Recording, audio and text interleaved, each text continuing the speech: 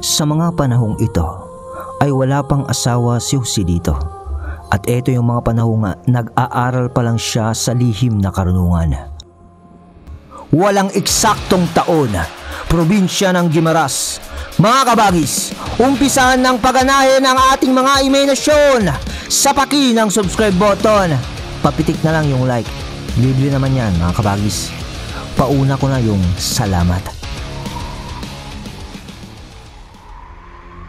Sa kwento na tayo. Kasama ang tatay ni Joselito, pumunta sila sa isang bayan din doon sa Guimaras na malapit sa dagat. Fiesta kasi sa bayang iyon. Isa pa may isang matalik na kaibigan yung tatay ni Joselito doon.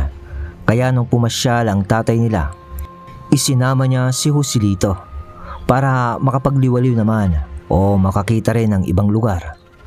At nung makaabot nga sila sa bayang iyon, naabutan na ni Joselito at ng tatay niya yung sinasabing matalik niyang kaibigan na nakikipag-inuman na sa mismong bakuran ng bahay nito. Medyo matanda lang ng konti yung tatay niya, yung kaibigan niyang yun. Oh, ikaw pala. Buti, nakarating ka, Teng. Bati nito kay Mang Berting sa palayaw na pangalan ng ama ni Joselito. Ano bang hinihintay mo? Halika na. Maupo ka na dito para makatagay. Ayan ito, sabay. Iyan na ba si Joselito? Aba, binata na. Uwi ka nito. Pwede nang mag-asawa. Dagdag pa niya. Nang sumenyas naman ang tatay ni Joselito sa kanya, na sa pakiwari niya ay pinapaalalahanan siya na magmano kay Mang Sario. Lumapit naman agad si Joselito kay Sario at nagmano. At sa paglalarawan ni Joselito sa palad ni Mang Sario, nung nahawakan niya daw ang mga kamay nito, ibang klase daw yung init. Para bang galing sa bilad ng araw yung mga palad ni Mang Sario. Tsaka iba yung pakiramdam nung nagmano siya sa matanda. Ngunit pagkatapos magmano ni Joselito, pinakuha na siya ng pagkain. Kumain ka na, iho. Umiinom ka na ba ng alak? Tumakay ka muna kaya? Sabi pa ni Mang Sario sa kanya. At nagtawanan sila ng mga kasama nitong nag-iinuman. Bata pa yan. Sario, tsaka na yung inom-inom. Komento naman ng tatay Berting niya. Umupo lang noon sa bangko si Joselito pagkatapos nitong kumain. At may mga kasama rin itong nagbibinata na mga taga doon na nagkumpulan sa bakuran ni Mang Sario na para bang may inaabangan ng mga yon na mangyayari. At nung medyo tamado na sila ng alak, yung kasama ni Mang Sario ay bigla na lang naglabas ng itak sa mesa at nagtanong ito ng, Sino? Sinong mauna? Sabi nitong isang kainuman nila. Kong, ikaw na mauna. Sabi nung tumayo. At yung tinatawag pala niya na Kong ay si Mang Sario. Ang tawag pala ng mga taga doon sa kanila kay Mang Sario ay Ingkong Sario. Tsaka na lang nalaman ni Joselito yung mga nangyari nung matapos na ito. Dahil nga sa pagtayo ng lalaki, yung nasa inuman, ay hudyat na pala ng subukan ng agimat. Sa paglalarawan ni Joselito sa tumayo na lalaki na parang naghahamon kay Ingkong Sario, ay madami. Ang daming nakasabit sa liig nito na mga medalyon. Alam mo yung parang nag-graduate ng cum laude na punong-puno ng parangal at napakaraming medalya. Parang ganun. Ganun karami yung nakasabit sa liig noon. Ang kaibahan nga lang, lahat yun ay agimat niya.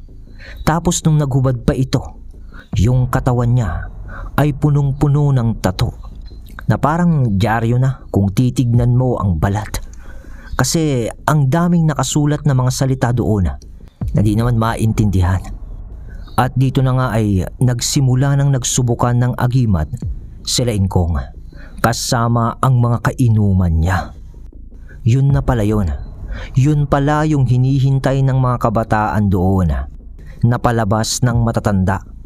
Ang kaibahan nga lang ay aktwal na palabas ang masasaksihan nila, hindi sa pelikula o TV. Makatotohanan daw yung mga pinaggagawa nila doon. Pagtayo kasi nung maraming medalyon o maraming tato, tumayo din yung isa at naghubad ng damit. Pinatayo muna sina Joselito sa kinauupuan niyang bangko. Kinuha nung isang lalaki yung bangko at nahiga siya doon. Pero bago siya nahiga, panay na ang halik nito sa medalyon na nakasuot din sa kanya. Iisa lang naman yung nakakwinta sa lalaking yun. Pagkakuha nung itak nung isang lalaki at nung parang nabuo na yung konsentrasyon niya, tumanguna yung nakahiga sa bangko. Nang bigla na lang tinaga nung lalaki yung tiyan nung nasa bangko. Nagsigawan yung mga kabataan na nanonood doon. Inulit-ulit pa yun nung lalaki, yung pagtaga niya sa tiyan nung nakahiga, pero hindi nasusugatan yung tiyan nung lalaki. Matibay Huminto na yung tumataga nung nagkomento na yung napakaraming medalyon. Ikaw naman, sabi niya kay Ingkong Saryo, na para bang si Ingkong Saryo talaga ang gusto niyang subukan. Tumawa lang noon si Ingkong Saryo. Sige. Tumayo na noon si Ingkong Saryo. Ako ang hawak ng itak sabi nitong lalaki na tatuan. Walang magkakalam. Dagdag pa niya ulit sa mga manonood.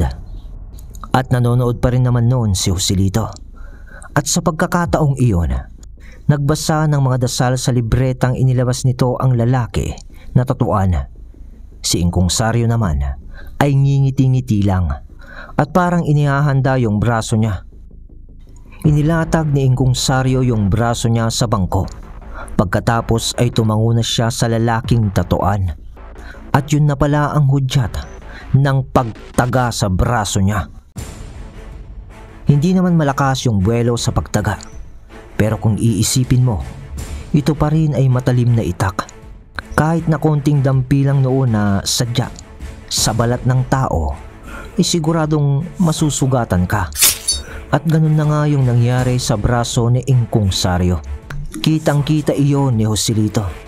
Nagkasugat-sugat yung braso ni Ingkong Saryo sa pagtaga nung may tattoo. Napapikit na nga lang noon si Joselito dahil sa di na niya kaya yung nakikita niya. Sa kadahilan ng dumudugo na noon yung braso ni Ingkong Saryo. At nung iminulat ni Joselito yung mata niya, natapos na ang pagtaga sa braso ni Mang Saryo. Pero kitang-kita niya na dumudugo pa rin yun. Pero sa Ingkong Saryo, ayon sa paglalarawan ni Joselito, ay kalmado lang naman na parang walang nangyari. Nang inabutan naman siya ni Tatay Berting ng alak, bagong bukas lang yung alak na yon. Ininom yun ni Ingkong Saryo, ang halos kalahati noon. Pinangmumog niya yon. Tapos ay ibinuga niya ito sa braso niya na sugat-sugat. At hinagod niya ito sa isang kamay na papunas sa dugo. At ang nakapagtataka nun, pati yung mga sugat niya ay bigla na lang nawala. At wala man lang kahit anong bakas ng sugat yon. Nagpalakpakan sa kanya ang mga manonood sa kanila. Pati nga si Joselito ay napasama na rin sa mga nagpapalakpakan. Wala ka pa rin kupas, sabi nung maraming tato, at nagyakapan pa sila ni Ingkong Saryo. Sobrang bumilib noon si Joselito sa nakita niyang iyon sa pagpasyal nila kay Ingkong Saryo. Marami pa nga daw silang ginawa nung araw na yon na mga nakakabilib na pagsubok sa kanilang mga agimat o anting-anting o kakayahan pa nila. At may narinig pa noon si Joselito na usapan ng mga ito tungkol sa mga aswang. At sa pagbilib nga ni Joselito kay Ingkong Saryo mula sa araw o kaganapan na yon, ay naging interesado na siya sa karunungan ni Ingkong Saryo. Sa makatuwid, si Ingkong Saryo ang naging daan para matuto si Joselito ng mga orasyon at maging ang tamang panggapi ng mga aswang. Sa hiling ni Joselito, pumayag si Ingkong Saryo na turuan siya. Para saan ba naman kasi na anak siya ni Berting, na kaibigan din niya. Pero sa kondisyon naman ni Ingkong Saryo na hindi dapat mamamalagi doon si Joselito sa kanila.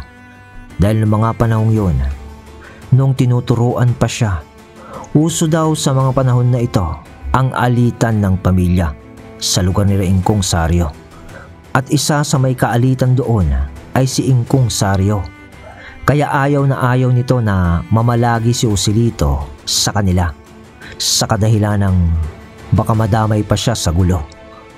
Ano na lang ang mukhang iharap niya kay Berting kung sakaling nadamay si Joselito o naipit sa laban. Ito kasi yung mga panahong hindi pa uso ang demandahan sa kanila. Kaya pag napatay ka o nakapatay ka, ay binabalot na lang ito sa kumot at inililibing na agad. At ang nangyayari ay gantihan na lang ng angkan.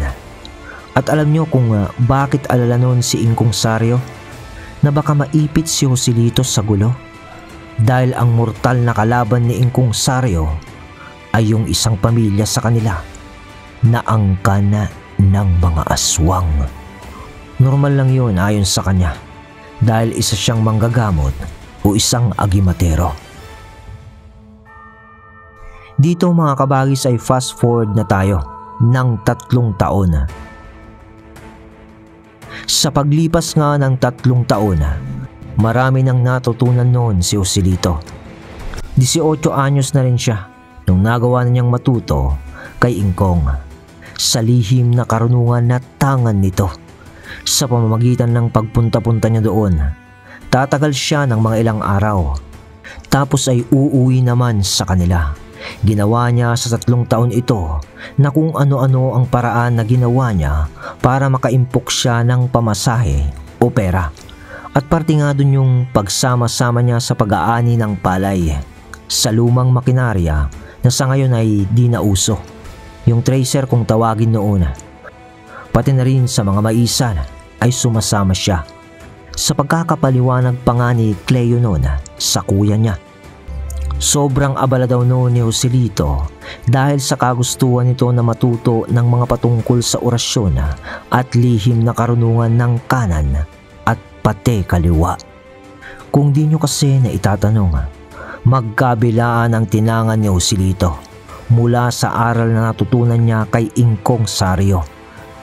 Sa kanyang pag-iensayo noon, yung iba sa pera na kinikita niya ay pinambibili niya ng pagkain para lang may maimbag din siya pag namamalagi siya ng mga ilang araw sa bahay ni Ingkong. Ganon kadesididong matuto ni Joselito nung kabataan niya. Nung matapos na rin kasi ng high school si Joselito, diretso hanap buhay na rin ito sa bukid. Hindi na ito nangarap na magkolehiyo pa dahil na rin sa kahirapan sa buhay. Hanggang sa isang araw, nung may isang pagkakataon na nandun si Joselito sa bahay nila Ingkong. Madaling araw na iyon, pero madilim pa talaga. Nagkakape si Ingkong Saryo at Joselito. Maaga kasing nagigising ang mga to para sa kanilang panata sa karunungang tangan nila. Tahimik pa ang paligid noon. Sa katunayan ay maririnig mo pa ang paghampas ng alon sa dalampasigan sa di kalayuan.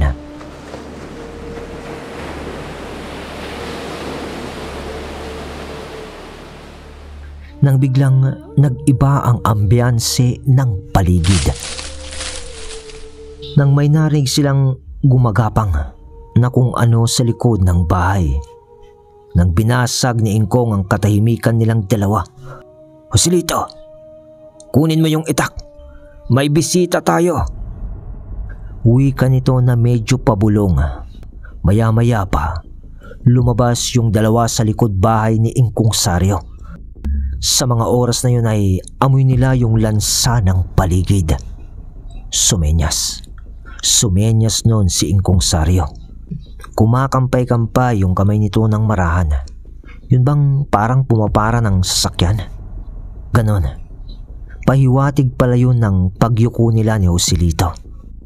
At pagyuko naman nila, nagmasid sila sa matataas na damo sa paligid, sa likod ng bahay ni Ingkong. At kahit madilim pa noon, ay naaaninag ni Joselito at ni Ingkong yung pabigla-biglang paggalaw ng matataas na damo. Humakbang noon si Ingkong Saryo ng dahan-dahan papalapit doon sa matatayog na damuhan. Sabay noon ang pagbunot niya ng kahoy na matulis na nakasukbit sa kanyang bewang. Ayon kay Joselito na sinabi niya kay Cleo, na kahoy yun ang sinukuan, na ginawa ng sariling orasyon ni Ingkong para konsagrahin at gawing sandata para pumatay ng aswang o masasamang elemento pa. Samantalang si Joselito naman ay naduraan na ng orasyon yung itak na hawak niya. Sumunod na humakbang noon si Joselito na nakayuko nang marahan din. Pero paghakbang niya, biglang may tumunog na uwak na parang nagbigay ng hudyat sa nilalang na nasa damuhan. Pagkarinig nila yon, hindi pa man sila nakakapasok sa matataas na damo, ay isang lalaking punong-puno ng langis sa katawan at walang saplot pang itaas na damit ang tumambad sa kanila mula sa damuhan. At agad na sinagpang si Ingkong Saryo. Nakagat ang kanang balikat ni Ingkong. Naglalaway ang bunganga nun at yung ngipin niya ay pare-parehong pangil. At nung sasaksakin sana ni Ingkong ng kanyang kahoy na sinukuan, nahawakan naman ng nilalang ang kaliwang kamay nito. Kalaweti kasi si Ingkong. Nagulat at natulala si Joselito sa nakita niya. Ngayon lang siya nakakita ng ganung klase ng nilalang. Ngunit dito ay parang maiinis ka pa sa nangyari, dahil sandali pang nawala sa wisyo si Joselito habang nakikita niya ngang nakikipagbunuan na si Ingkong sa nilalang. Para kasing wala siyang naririnig at nakatulala lang siya sa mga kaganapan, hanggang sa saglit lang nagkamalay na siya sa mga nangyayari nang marinig niya yung "Tulungan mo ako! Tulungan mo ako, Joselito!" Paghingi ng saklolo ni Ingkong Saryo. Doon ay nag-iba ng kondisyon ng mga mata ni Joselito.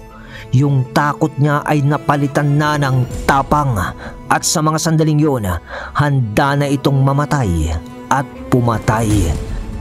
At sinaklolohan niya nga ang kanyang guro. Sinaksak ni Joselito ang nilalang habang nagbubunuan sila ni Ingkong gamit yung itak. At inulit pa niya ito ng 2 beses, sabay noon ang pagbitaw ng nilalang ng pagkakakagat niya kay Ingkong Saryo. At nung nakawala na si Ingkong Saryo, baon din niya ng pinatulis na kahoy sa dibdib ng nilalang. At doon ay tuluyan na yung binawian ng buhay.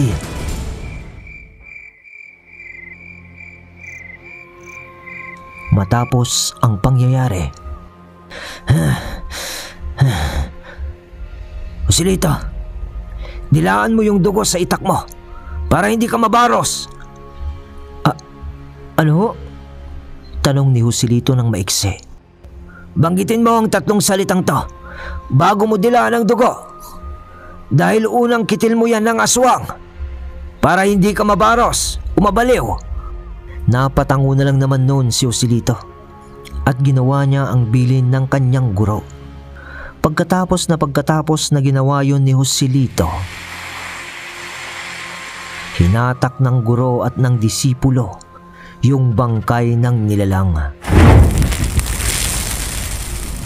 at sinunog nila ito. At habang sinusunog nila yon, nilahad ni Ingkong Saryo na ang nilalang na ito na kanilang sinusunog ay membro ng pamilya ng aswang na nakalaban niya pa dati.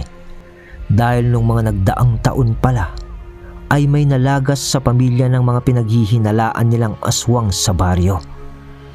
At ang kumante o pumaslang doon ay si Ingkong Saryo. At ang angkan na yon ay nalagasan na naman ng isa dahil sa unang pagkakapaslang ni Joselito ng aswang. Alright mga kabagis, revive ng Joselito. Siningit ko to para may mapakinggan kayo ngayong gabi. Yung bagwis at takila natin kasi baka bukas pa ng gabi. Madugo kasi ang editing nun. So ayun, iiwan ko muna ang isang kabanata ni Joselito na magiging manunubos ng aswang mula dito. Salamat sa suportang tunay.